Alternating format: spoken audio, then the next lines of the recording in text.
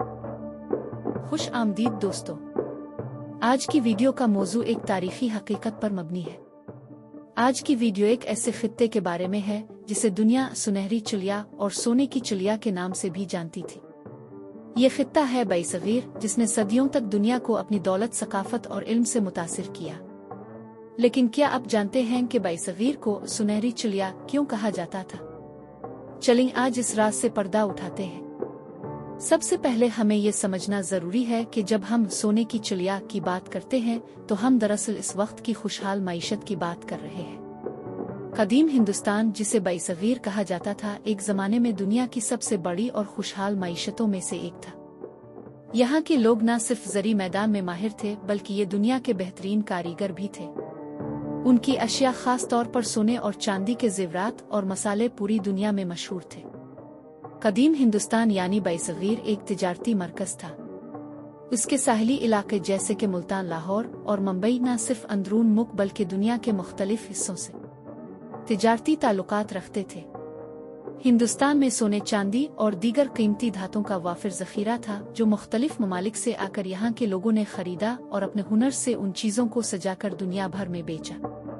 उन तिजारती ताल्लुकात के बाइस हिंदुस्तान ने दुनिया भर में अपनी एक अजीम शनाख्त बनाई थी। बरसगीर सोने और चांदी का एक बड़ा मरकज था। यहाँ के बादशाहों के खजाने सोने से भरे होते थे। कदीम मंदिरों और मस्जिदों की तामीर में सोने का इस्तेमाल इस खित्ते की दौलत का मुंह बोलता सबूत था।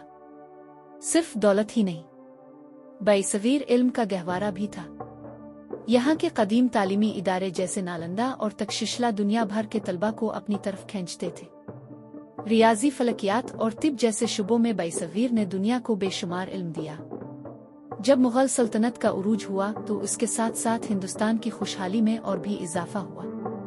मुगल बादशाहों ने न सिर्फ हिंदुस्तान के मुख्तलिफ हिस्सों में इमारतों का अजीम फिन तामीर शुरू किया, बल्कि उन्होंने ज़राअत, तिजारत और सनत को भी परवान चढ़ाया। इसके नतीजे में हिंदुस्तान के खजाने में मजीद इजाफा हुआ। मुगल दौर में सोने और चांदी के इस्तेमाल में इजाफा हुआ और हिंदुस्तान के फ़नून और दस्तकारियों ने दुनिया भर में शोहरत हासिल की। मुगलिया दौर में बरसगीर की शान और शौकत उरूज पर पहुंच गई। ताजमहल जैसी अजीम अलशान इमारतें इस खित्ते की फनकारी और दौलत की गवाह है। लेकिन वक्त के साथ साथ बरसगीर की ये दौलत बैरूनी ताकतों की नज़र बन गई। अंग्रेज़ों की आमद के बाद इस खित्ते के वसाइल का इस्तेहसाल शुरू हुआ।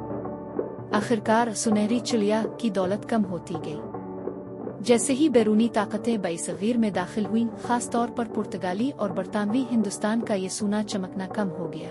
उन ताकतों ने न सिर्फ हिंदुस्तान के कुदरती वसाइल का इस्तेहसाल किया, बल्कि हिंदुस्तान की खुशहाली को तबाह भी किया।